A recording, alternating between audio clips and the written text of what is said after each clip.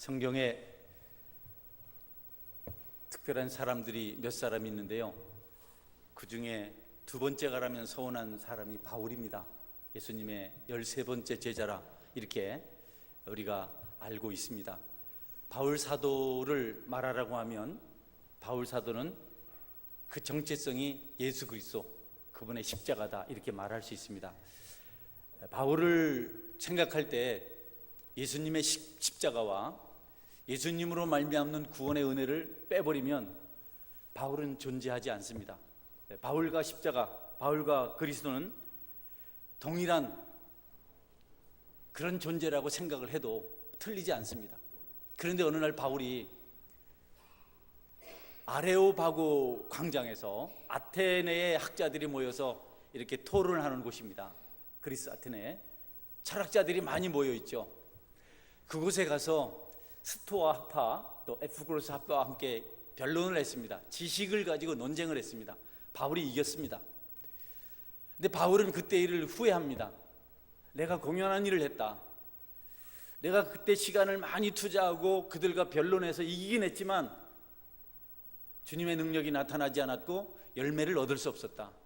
변론은 무익한 것이다. 내가 다시는 예수님을 빼고 세상 지식을 가지고 변론하지 않으리라. 나는 그때 손해를 너무 많이 보았다. 주님의 능력이 나타나지 않았고 주님의 기쁨이 그 자리에 없었다. 내가 고난을 당하고 어려움을 당할지라도 나는 언제든지 예수님만을 전할 것이고 다른 것에는 관심을 갖지 않겠다. 어리석은 변론 절대로 일삼지 않겠다 라고 이렇게 결심을 합니다. 단호한 각오와 결심, 고린도서 2장에 잘 나타나 있습니다. 고린도서 2장 2절 말씀인데요, 그 이후에 바울이 이런 결심을 하고 고백을 합니다. 내가 너희 중에서 예수 그리스도와 그가 십자가에 못 박히신 것 외에는 아무것도 알지 아니하기로 작정하였습니다. 할렐루야. 예수님을 생각하지 않고는, 예수님을 빼놓고는 아무것도 하지 않겠다는 겁니다. 왜냐? 예수님 없이 한번 세상적인 지식을 경주해 봤는데 이기긴 했지만 어떤 영적 유익도 자신에게 없었기 때문에 이제는 예수님이 십자가에 못 박히신 것, 그분이 구원자라는 것, 그 외에는 내가 아무것도 알지 아니하기로 작정했다. 여러분, 바울이와 같이 말하는 것은 사람의 지식이나 지혜나 말이나 설득력이 십자가의 능력을 대신할 수 없다는 겁니다. 사람을 변화시키고 세상을 새롭게 하고 능력을 나타내는 것은 오직 예수님의 십자가, 복음밖에 없다. 이렇게 간증을 하고 있습니다. 여러분, 우리가 죄로부터 용서를 받고 새 사람이 되고 능력을 체험하고 우리의 영혼이 풍성해질 수 있는 길은 어떤 자격이나 우리의 수고나 지식이나 공로들이 아니고 예수 그리스도의 구원의 은혜, 십자가밖에 없다는 사실을 말씀이 우리에게 증거하고 있습니다. 여러분이 많은 것을 생각하고 꿈꾸고 있을지라도 그 중심에는 오직 예수님, 그분의 십자가가 있어야 된다는 사실을 오늘 다시 한번 명심하실 수 있기를 축원합니다. 어리석은 신화, 어리석은 신화, 사람과 신을 동격화시킨 그리스인들의 이야기, 그런 것들, 철학들, 논리들, 경험들, 설득, 무슨 세도, 이런 거 다 버리고 십자가 능력이 있어야만 된다. 방금 읽은 고린도서 2장 4절 5절 말씀도 같은 내용인데요, 바울 사도가 이렇게 기록합니다. 내 말과 내 전도함이 설득력 있는 지혜의 말로 하지 아니하고 다만 성령의 나타나심과 능력으로 하여 너희 믿음이 사람의 지혜에 있지 아니하고 다만 하나님의 능력에 있게 하려 하였노라. 다른 거 다 없애고 오직 십자가만을 붙든 이유는 저나 여러분이 살아가는 동안 오직 지혜나 이런 것들에게 있지 않고 하나님의 능력에만 있도록 하기 위해서, 우주 만물을 지으시고 섭리하시는 그분께만 우리가 살아갈 때 모든 필요한 능력들을 공급받을 수 있도록 하기 위해서 다른 거 다 제쳐두고 십자가만, 예수님만 바라보도록 하는 것이다 라고 이렇게 말씀을 하고 있습니다. 여러분, 그래서 그 자신도 모든 것을 다 십자가에 못 박았습니다. 그의 잘남, 그의 탁월한 지식, 그 여러 가지 신분적인 특권들 다 내려놨습니다. 십자가에 다 못 박아버리고 그는 예수님 앞에 무릎을 꿇었습니다. 그는 엄청난 열정을 가지고 있는 사람이었지만 그 열정도 다 버렸습니다. 갈라디아 6장 14절 바울의 고백입니다. 그러나 내게는 우리 주 예수 그리스도의 십자가 외에 결코 자랑할 것이 없으니 그리스도로 말미암아 세상이 나를 대하여 십자가에 못 박히고 내가 또한 세상을 대하여 그러하니라. 다 못 박고 세상이 어떻게 해도 그는 거기에 반응하지 않고 오직 십자가만을 자랑하겠다라고 이렇게 말씀하고 있습니다. 여러분, 우리가 사도 바울의 말씀을 생각해 보면 10가지를 할 수 있는 여력이 없다는 겁니다. 10가지는 고사하고 2가지도 할 수 없다는 겁니다. 오직 한 가지만 하면 축하다는 겁니다. 그 한 가지가 예수님을 믿는 것이요, 십자가를 붙드는 것이요, 모든 것을 그분에게 맡기고 간구하는 것이라고 말씀하고 있는 겁니다. 여러분을 혼란하게 하는 것이 무엇입니까? 십자가에 못 박아버리시고 예수님께만 간구하시기를 주의 이름으로 축원합니다. 여러분을 분주하게 만들고 힘들게 만들고 슬프게 만들고 억울하게 만들고 분통 터지게 하는 게 뭡니까? 여러분, 그런 것 다 십자가에 못 박아버리고 우리 주님 앞에 나와서 무릎 꿇고 믿음을 고백하며 그분께 모든 것을 아뢰므로 여러분의 삶이 풍요롭고 형통하기를 축원합니다. 너무 많은 일로 불평하던 마르다에게 예수님께서 들려주신 말씀입니다. 누가복음 10장 41절 42절 말씀인데요. 마르다야, 주께서 대답하여 이르시되 마르다야 마르다야, 내가 많은 일로 염려하고 근심하나 몇 가지만 하든지 혹은 한 가지만이라도 족하니라. 마리아는 이 좋은 편을 택하였으니 빼앗기지 아니하리라 하시니라. 여러분, 예수님께서 나사로의 집에 방문했어요. 나사로에게는 2 여동생이 있었습니다.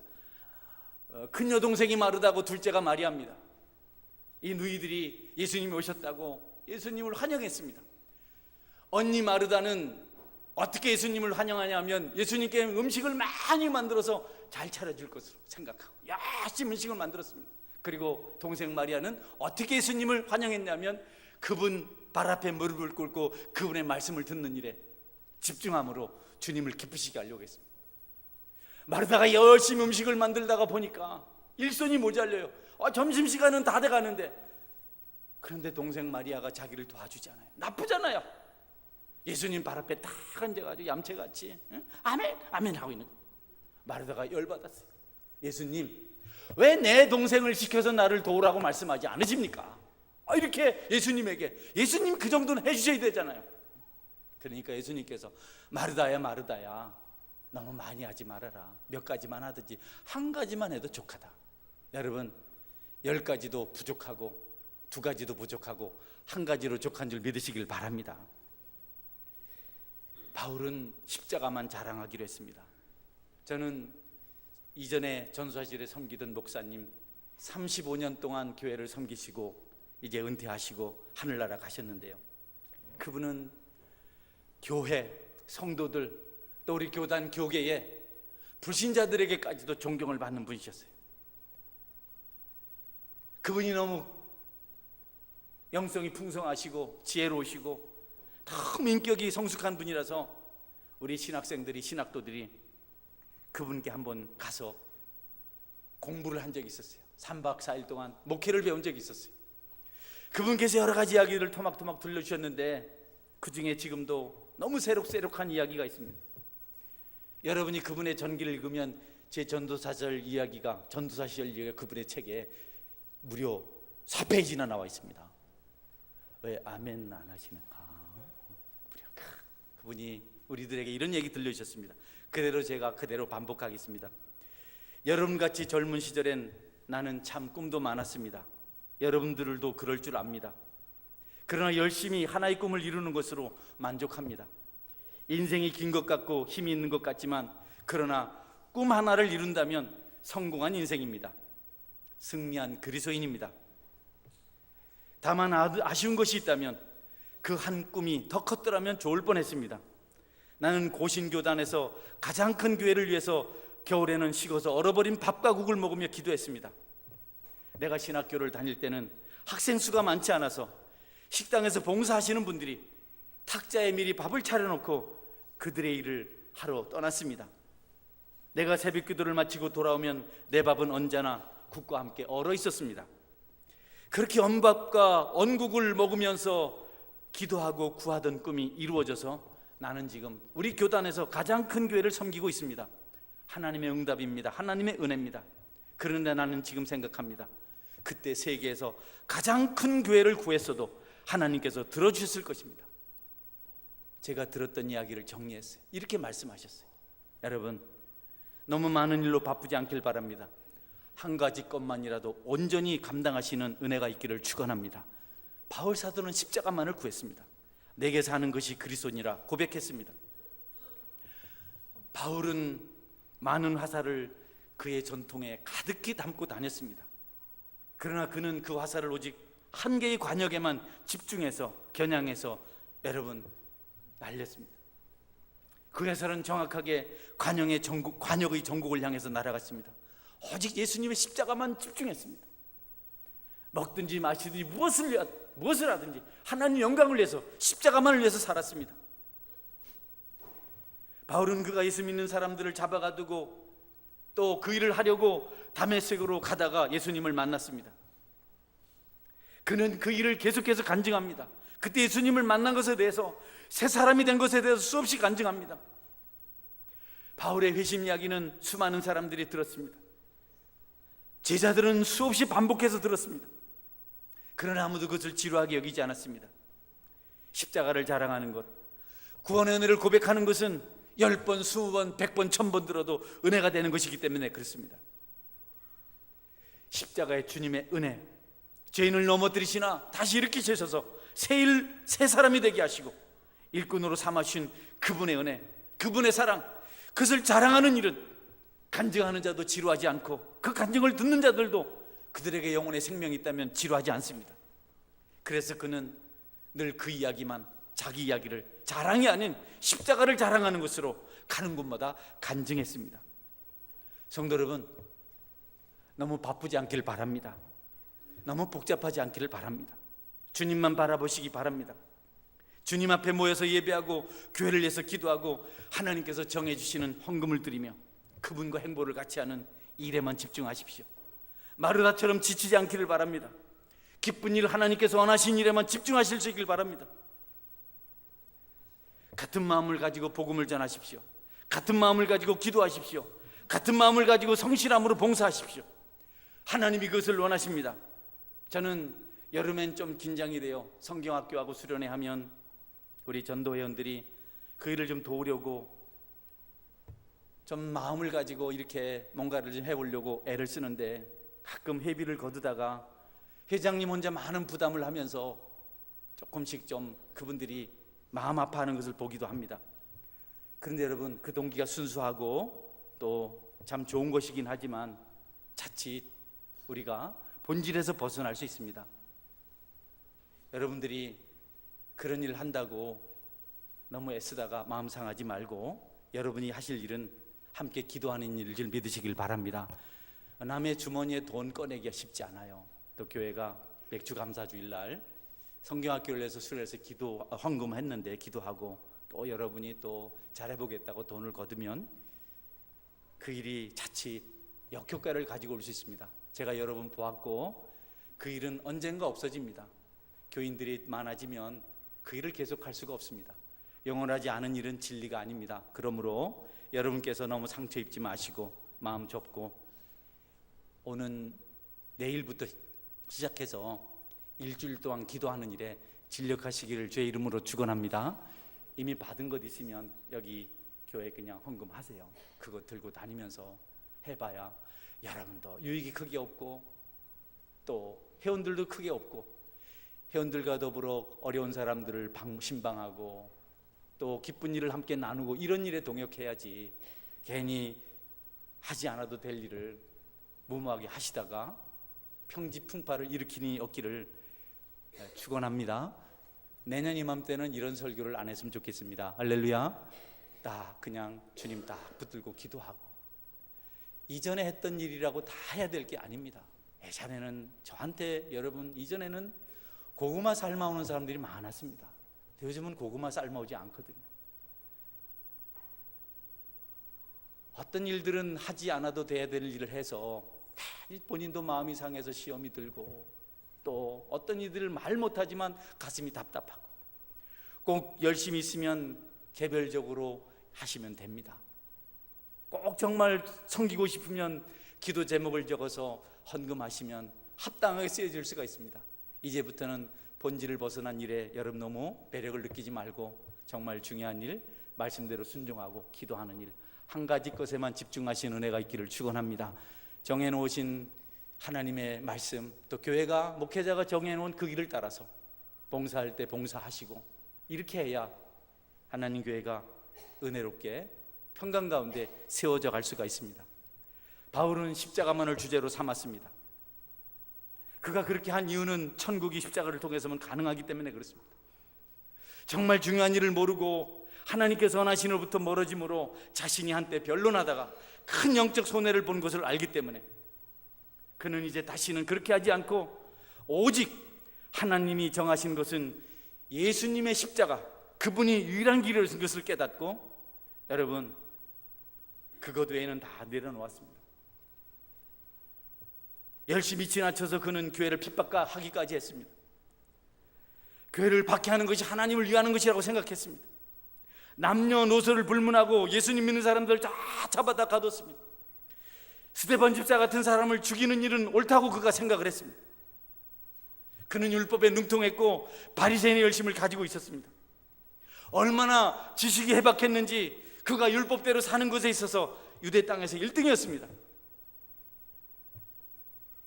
그가 그와 같은 배경을 가지고 교회를 박해했으니 여러분, 얼마나 많은 사람들이 고통을 당했겠습니까?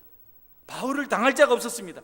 그런데 그가 다메섹 도상에서 예수님을 만난 다음에 그런 거 다 버렸습니다. 복음을 전하는 자로, 연약한 자들을 양육하여 하나님 백성으로 세우는 일로 그는 자기 자신을 도구로 들여서 모든 여생을 살았습니다. 그의 깨달음은 그를 십자가 앞에 무릎 꿇는 자로 만들었습니다. 누구든지 예수님을 믿고자 작정하고 성령이 정하신 사람이라면 복음을 듣고 주님의 제자가 되는 것을 사도 바울은 보았습니다. 그런데 그들 중에 어떤 사람들이 사도 바울을 방해하고 거역하고 죽이려고 했습니다. 어느 날 그는 이사야 선지자가 기록한 말씀을 보고, 맞구나, 택한 자가 있고 택함받지 못한 자들이 있구나, 복음을 듣고 아멘으로 화답하는 자들이 있는가 하면 그 복음을 듣고 오히려 전도자를 죽이려고 하고 예수님을 없이 하려고 하는 자들이 있구나. 왜 그럴까 고민했는데 이사야 선지자가 기록한 말씀을 보면서, 이것이 하나님께 주신 말씀이구나. 우리가 오늘 읽은 본문 후반부인데요, 읽진 않았지만 뒷부분에 사도행전 28장 26절에서 28절 말씀을 보면 바울 사도의 그 깨달음 고백이 나와 있습니다. 제가 읽어드리겠습니다. 일러스되 이 백성에게 가서 말하기를 너희가 듣기는 들어도 도무지 깨닫지 못하며 보기는 보아도 도무지 알지 못하는도다. 이 백성들의 마음이 우둔하여져서 그 귀로는 둔하게 듣고 그 눈은 감았으니 이는 눈으로 보고 귀로 듣고 마음으로 깨달아 돌아오면 내가 고쳐줄까 함이라 하였으니, 그런즉 하나님의 이 구원이 이방인에게로 보내어진 줄 알라. 그들은 그것을 들으려 하더라. 두 가지 측면의 말씀입니다. 하나는 하나님께서 듣기는 들어도 깨닫지 못하도록 길을 막으셨다는 뜻으로 이해를 하면 됩니다. 아예 듣지 못하도록, 자기 고집을 주장하도록 정해놓은 자들입니다. 하나님 그들이 들을까봐, 오히려 듣고 돌아올까봐 못 듣게 하셨다. 또 하나는 본인들이 안 들으려고, 여러분도 지금 설교 안 들으려고 그냥 이런 분 계십니까? 복음을 전하면 그냥 막 펄펄 뛰고 소리치고 안 듣겠다고 하는 그런 사람들이 있다는 거예요. 하나님께서 마음을 닫았든지 그들의 완악함이 복음을 듣지 않기로 작정을 하고 거절하고 하든지, 은혜 받지 않으려고, 은혜 받으면 신앙생활 해야 되고 헌금해야 되고 봉사해야 되고, 그러니까 나는 절대로 은혜 받지 않겠다, 이런 사람들이 있다는 겁니다. 우리끼리니까 난 그런 사람 손 한번 번쩍 들어보세요. 재혁이가 왜 손을 들다가 내리는? 여러분, 세상에는 순종하는, 아멘하고 그 앞에 무릎 꿇고 눈물을 흘리는 순수한 신앙인이 있는가 하면 복음을 거절하고 끝까지 듣지 않고 자기 고집대로 가려고 하는 사람들이 있는데, 하나님께서 어떤 이들의 길을 막은 경우가 있고 또 본인 스스로 주님을 거역하고 악한 길로 가는 경우가 있다는 겁니다. 그러니 여러분, 저는 여러분들이 그와 같은 완악한 자가 아니라서 이 자리에 와서 예배드리는 줄 믿습니다. 할렐루야. 그러나 여러분, 그 불신은 완악함은 믿지 않는 사람들에게만 있는 것이 아닙니다. 형태는 다르지만, 유형은 다르지만 믿는 사람들, 교회 나서 예배하는 사람들에게도 있다는 겁니다. 바울 사도가 그것을 말하고 있어요. 예수님을 믿고 성경 말씀에도 아멘합니다. 예수님이 구원자이신 것, 그분이 하나님이신 것, 또 성령으로 말미암아 그분을 믿음으로 거듭날 수 있다는 사실에 대해서도 아멘으로 화답을 합니다.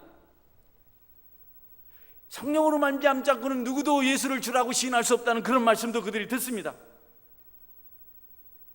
그들은 회의적으로 반응하지 않습니다. 환한 모습으로 아멘합니다. 의심하지 않습니다. 그런데 여러분, 무관심합니다.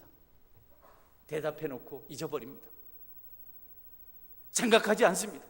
고민하지 않습니다. 부활이 있고 구원이 있고 회복이 있고 치료가 있고 기적이 있다, 아멘합니다. 그러나 그들은 구속사역을 믿고 실천하지 않습니다. 그들에게는 아무 능력도 나타나지 않습니다. 희생 없습니다. 달라지지 않습니다. 그들은 마치 죽은 시체를 미라로 만들어서 값진 세마포로 싸고 거기 향료를 부어서 포장하는 것 같아요. 그들이 가지고 있는 믿음은 아멘으로 포장하고 여러 가지 종교적인 활동으로 포장하지만 정작 죽어서 나타나지 열매를 맺지 않습니다. 고대 매장 의식에는요, 미신적인 요인이 있었습니다. 언젠가 사람이 다시 살아난다고 육신을 썩지 않도록 미라로 만들어서 보관해 놓았어요. 황제 같은 자들은 죽으면 썩지 않도록 철저하게 방부했어요. 3000년이 지나도 지금 그들의 시신을 볼 수가 있습니다. 북한에도 김일성국에 가면, 저는 안 가봤는데 그 시신을 김일성, 김정은이를 아직까지 매장하지 않고 그냥 그대로 산채로 흙으로 돌아가게 하지 않고 생생하게 화장을 시켜서 보관해 놓고 있다 그래요. 시신은 썩어서 흙으로 돌아가야 되는 줄 믿으시기 바랍니다. 우리의 믿음은 드러나서 행동함으로 열매를 맺어야 참 믿음인 줄 여러분 믿으시기를 바랍니다. 믿음은 바라는 것들의 실상입니다. 행함이 없는 믿음은 죽은 믿음입니다. 여러분, 믿음이 능력 있는 것을 믿으십니까? 예, 아멘. 세마포에 싸둔 시체가 무슨 의미가 있습니까? 미라로 만들어서 가난에 넣어둔 그 시체, 그 황제를 공경한들, 존경한들, 경외한들, 절을 한들 무슨 의미가 있습니까? 우리가 믿노라고 하고 아멘하지만 우리 속에 믿음을 두고 너무 오랫동안 세월이 지나서 굳어버렸어요. 곰팡이가 펴버렸어요. 다시 살아날 것 같지 않아요. 강철을 오랫동안 담금질하면 단단해서 어떤 쇠로도 깨뜨릴 수가 없는데, 믿음 생활이 10년, 20년, 심지어는 30년 지났지만 한 번도 믿음으로 살지 않고 한 번도 순종하지 않고 자기 고집대로 그만큼만 했기 때문에 여러분, 굳어버린 믿음이 썩어 없어질 시체를 보관한 것과 다를 바가 뭐가 있겠습니까? 아무런 영향도 미치지 못하고 단 한 사람의 영혼도 구원하지 못하고 답답하게, 여러분들의 얼굴의 표정이 왜 그렇습니까? 왜 주님을 믿고 있는데 왜 그렇습니까? 이단에라도 간 겁니까? 왜 예배 시간에 감동이 없이 창백한 얼굴로, 영혼 없는 얼굴로 하루를 살아갑니까? 저는 우리 교회 집사님들, 권사님들, 장로님들 생명력 있는 신앙이 되기를 주의 이름으로 축원합니다. 어떤 분들은 이름을 불러서 당신처럼 되면 안 됩니다 말하고 싶은 사람들이 있어요. 그러나 그것이 유익이 없어서, 도움이 되지 않아서 하나님께 기도하기로 작정하고 기도합니다. 성도 여러분 속에 있는 하나님께 주신 믿음을 여러분이 사용하시기를 주의 이름으로 축원합니다. 회개하면 용서받는 건 믿습니까? 왜 회개하지 않으십니까? 믿는다며요. 왜 하나님께 회개하지 않습니까? 신령과 진정으로 예배하면 하나님의 복을 받는다고 여러분 믿으십니까? 그런데 여러분의 예배는 신령과 진정이 없어요. 기도하면 응답하신다는 사실을 믿으십니까? 왜 기도하지 않습니까?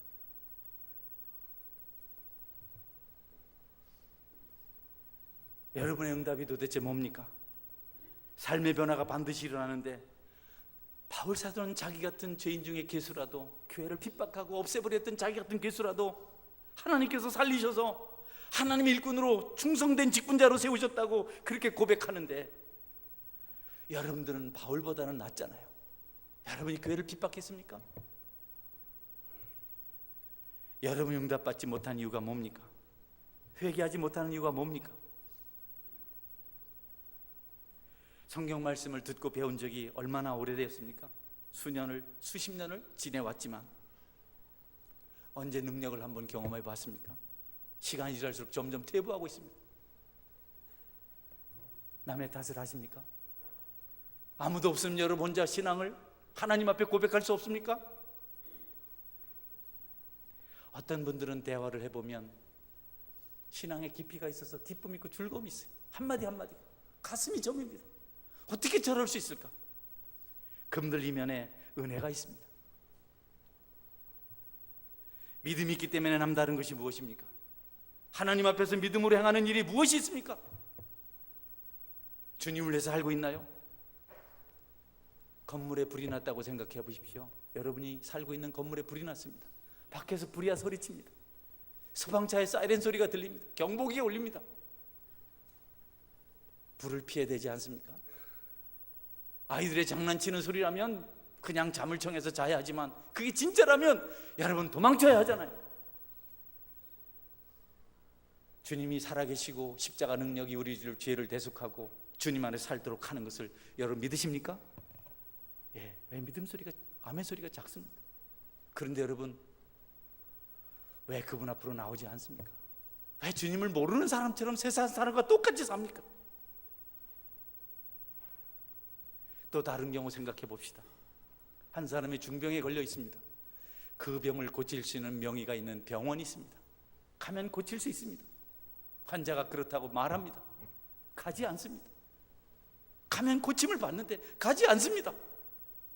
선반 위에 몸살을 치료할 수 있는 약이 올려져 있습니다. 그게 무슨 의미가 있습니까? 그 약을 내려 먹어야 되지 않습니까?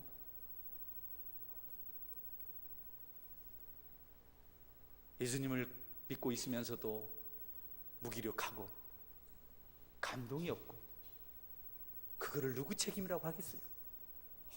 하나님은 독생자까지 십자가에 죽게 하시면서 우리를 풍성하게 하려고, 우리를 행복하게 하려고, 생명력 넘치게 하려고 길을 열어놓으셨는데 우리는 그분을 안다고 말하면서도 주님과는 관계없는 삶을 살아가고 있습니다. 세상이 좋고 정치가 좋고 너무 답답해서 차라리 병든 친구를, 친구 4사람이 중풍병 환자를 지붕에 올려서 지붕을 뚫어서 예수님이 내린 것 같은 열심이 필요하다는 생각을 하기도 합니다. 여러분이 주님 말씀을 붙들고 회개하심으로 천국을 경험하시기를 주의 이름으로 축원합니다. 아무려면 죄 짓는 것보다 주님 믿으며 사는 것이 행복하지 않을까요? 상식적으로 불신자들도 죄 짓고는 불행하다 하는데 하물며 우리가, 여러분은 왜 여러분의 아내를 사랑하지 않습니까? 왜 여러분의 남편을 기죽게 합니까? 여러분의 아내 얼굴을 보십시오. 행복합니까? 저도 회개할 사람이지만 수심이 가득하고 왜 여러분의 아내가 기쁨이 사라졌는데도 여러분은 기도하지 않습니까? 왜 그를 불쌍히 여기지 않습니까? 아내 사랑을 받지 못한 남편이 힘이 빠져서 거리를 배회하고 술잔을 기울이고 무기력하게 살아가고 있는데 아내들은 왜 남편을 사랑하지 않습니까? 왜 그들에게 용기를 심어주지 않습니까? 선교사를 가기를 원하셔서 그렇게 하십니까? 가족 친족을 돌아보지 않으면 불신자보다 악하다, 예수님께서 말씀하셨습니다. 아내의 사랑을 받지 못하는 남편의 무기력한 외로운 모습을 여러분 보십시오. 저는 압니다. 어떤 아내가 남편을 힘들게 하는지 압니다. 저는 압니다. 어떤 남편이 아내를 못 살게 구는지 압니다. 그 사람들은 다른 남자들에게, 다른 여자들에게 너무 친절합니다. 믿음이 있는 겁니까? 여러분이 와서 하나님의 이름을 부르시고 하나님 교회를 충성하겠다고 하시기 전에 그와 같은 죄를 먼저 회개하시기를 주의 이름으로 축원합니다.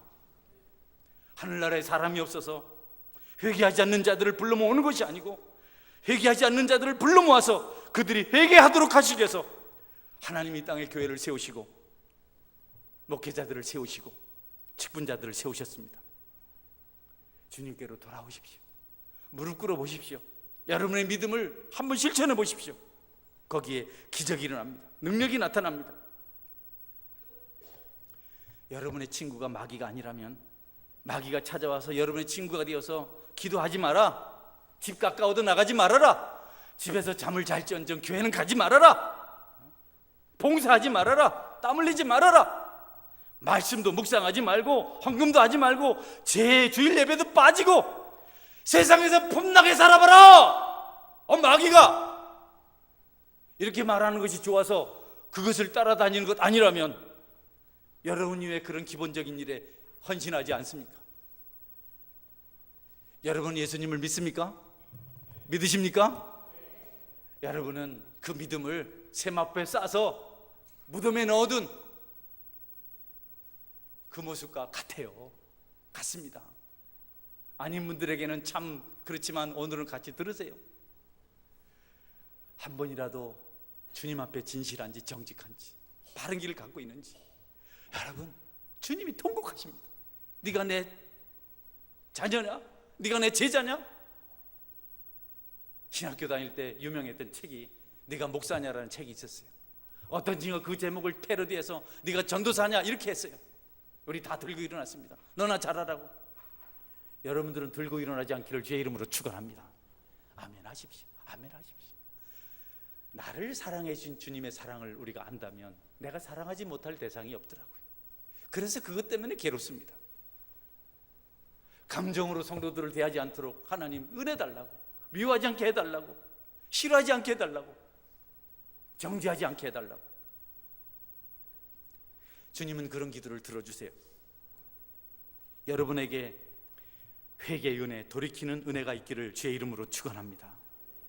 교회를 바르게 섬기고 예배하십시오. 교회 와서 왜 딴 것을 찾아요?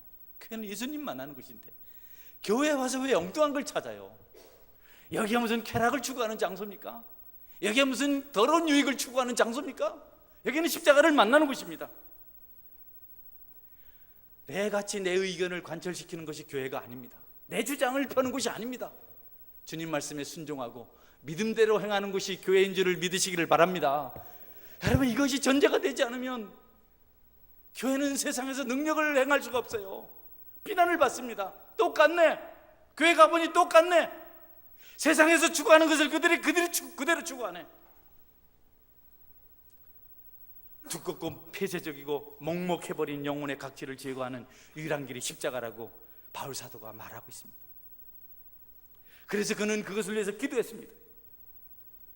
다툴 필요 없습니다. 세상 법은 다툼의 여지가 있어서 기각한다고 하는데 하나님의 법은 다툼의 여지가 없습니다. 순종해야 합니다. 너무 열심 내지 말라고요? 뭔 일을 했다고 너무 열심을 내지 맙니까 여러분? 한번 손 들어보세요. 나는 전도를 10명 이상 해서 지금 열심히 사람들이 예수 믿고 있다. 내 주변 사람들이 그게 정말 자랑스러운 거 번쩍 들었죠. 응? 여러분, 뭘 열심히 했어요? 예배를 열심히 드렸습니까? 왜 그런 말을 해요? 왜 사람들의 길을 꺾어요? 여러분이 정말 주님을 열심히 섬기면 하나님께서 여러분에게 영혼과 육신의 축복을 주실 줄 믿으시길 바랍니다. 책망의 설교가 아니에요. 여러분 개인적인 감정을 가지고 뭐 하는 게 아닙니다. 우리가 주님을 잘 믿으면 우리 영혼이 풍요롭게 될 줄 믿으시길 바랍니다. 똑같이 주일 예배 나오잖아요. 안 나오지 않을 거잖아요. 다음 주에도 올 거잖아요. 고역스러운 예배를 드리고 갈 것인지 행복한 예배를 드리고 갈 것인지 여러분의 믿음의 결단에 달려 있습니다. 저는 함께 예배드리는 여러분 모두가 설교가 마음에 들든 들지 않든 감정적인 같이 보이든 그렇지 않든 주님을 잘 섬겨서 천국 백성의 삶을 살 수 있게 되기를 주의 이름으로 축원합니다. 그게 여러분 목회자가 바라는 거잖아요. 내가 여러분에게 밥 사달라 하던가요? 황중 집사님 내 밥 사달라 해요? 아니요. 저는 여러분이 예수님 믿고 행복하면 저녁 때 사요. 그런데 지금 행복하면, 즐거우면 목회자의 기쁨이 그겁니다. 여러분이 한 사람 전도해 와서 이게 살고, 청년들이 뭔가를 해보겠다고 모여서 기도하고 할 때, 그게 나를 무슨 주인공으로 하는 것이 아니고 하나님이신 소원이라는 겁니다. 하나님은 여러분이 행복하기를 원하십니다.